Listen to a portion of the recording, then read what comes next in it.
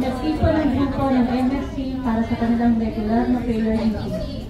Pagkatapos ng panalangin at pagbabahagi, may konting salo-salo.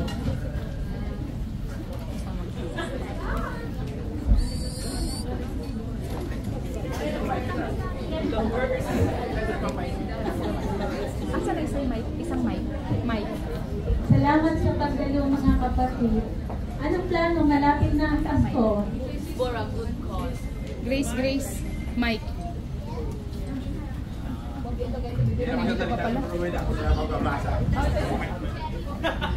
Sabi ni Win, si Bro Win, pag siya daw magbabakasyon. Pero kanina tinanong ko, hindi na daw sumuloy kasi na po. Maganda yan bro, para sama-sama kayo pamilya sa Pasko. Ako naman, sabi na, karating ko lang gaya ng Pasko. Ano, Pasko ng Pilipinas. Kaya, available ako sa Pasko. So, imitahin nyo na lang ako, ha.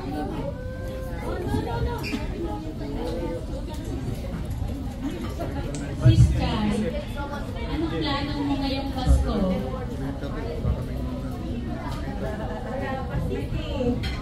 Hindi ka ba uuwi ng Pasko? Siguro mag-video na lang ako sa pamilya ko sa Pilipinas. Gusto ko sana abroad kaso mahal ng pamasahe. Saka kailangan ko rin magtrabaho para may padala ako sa pamilya ko. Sister, tandaan mo ang Pasko ay panahon ng pagbibigay. Kung sa tingin mo ay makakay ka ng kasiyahan sa pamilya mo sa pamamagitan ng pag-uwi, gawin mo. Magtiwala ka sa Diyos, kagabayan ka niya. Alam mo sis, hindi mo magsuklian yung kasayahan na kasama mo sa pamilya mo. Hindi na pagtagal. Dapat ang punit yung hintay. Kaya ang pamilya mo nagahulat sa inyo. Wala ka kwarta, mag-ipon ka. Kasi bakal kami tabi naman.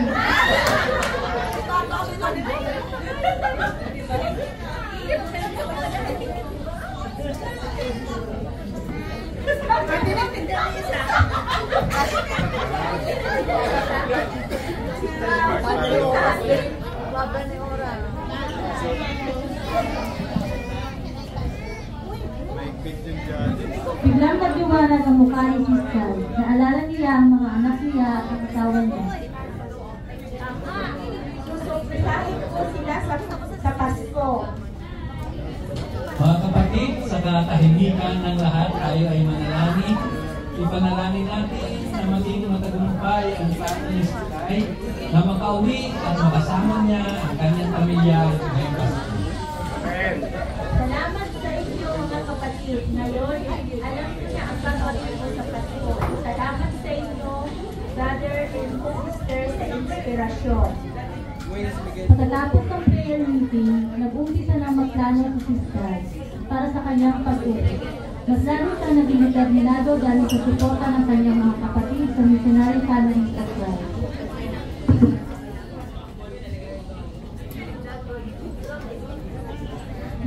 Isang araw, nag-video call si Sister sa kanyang pamilya sa Pilipinas.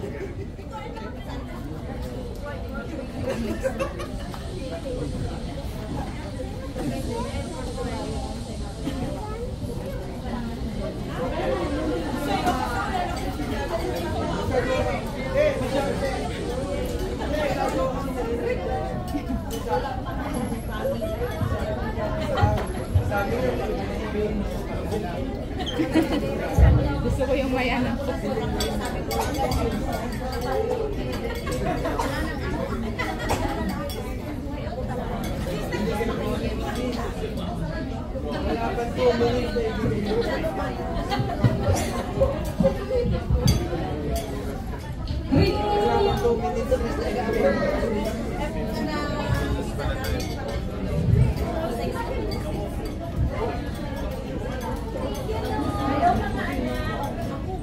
Hinay! Kamusta na kayo? Nay, ano ka ba dito sa'yo, Nay? Naminis ka kita.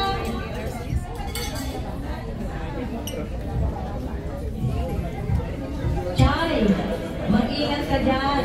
Malapit na Pasko. Sana makauwi ka.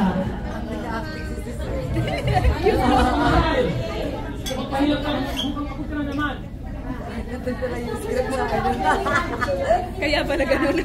Ang galing na na. Magkasama-sama tayo sa Pasko.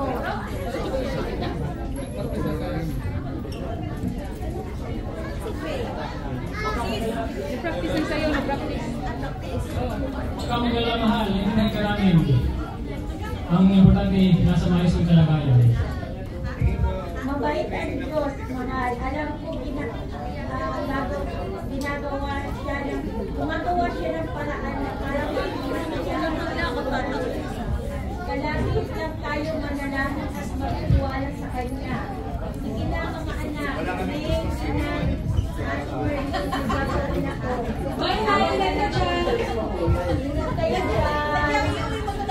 Nagpaalam na sila.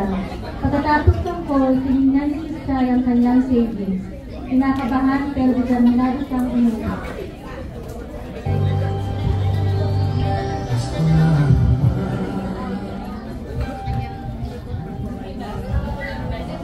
Gusto na si nanay.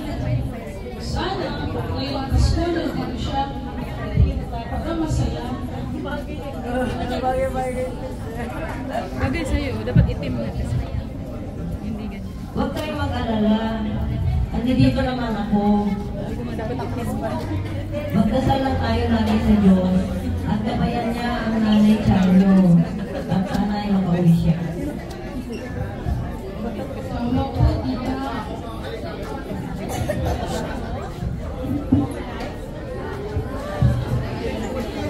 Gusto nyo galak-galak talaga sa ano.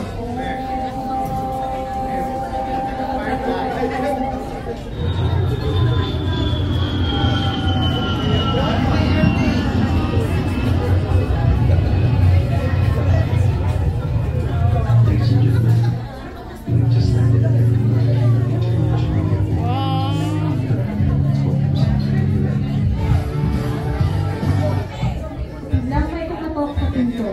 Binuksan si Tatay Albert, isang babae na may malaking-baring nakatalo sa lahat niya.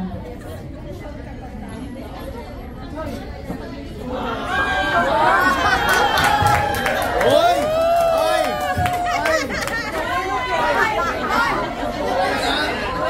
Bagay! Salamat sa Diyos. Nakauwi na na tayo. Yay! Masaya ng Pasko namin kasi dumating ni si nanay at magkakasama na kami buong pamilya.